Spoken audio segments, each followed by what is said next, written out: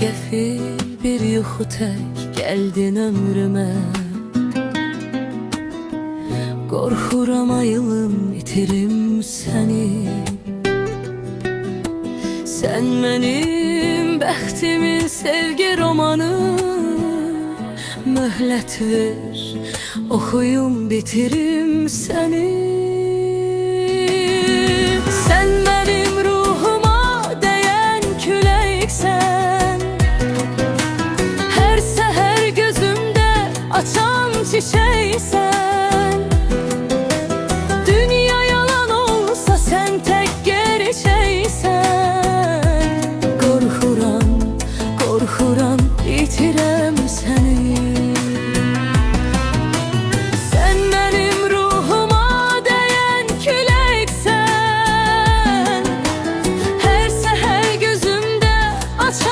Çiçeksen, dünya yalan olsa sen tek gerçeksen.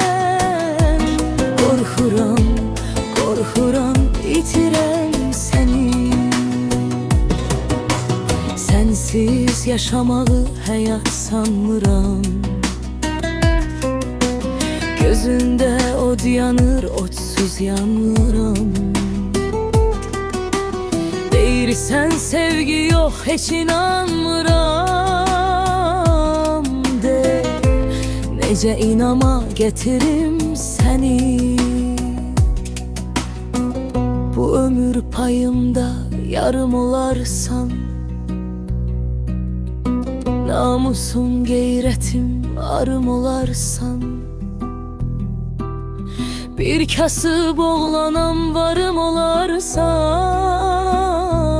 Ben de bağban olup bitirim seni. Sen benim ruhuma değen küleksen. Her seher gözümde açan çiçeksen.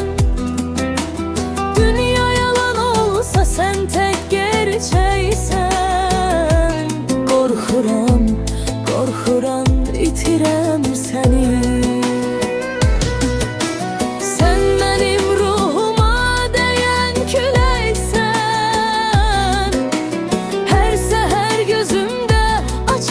Çiçek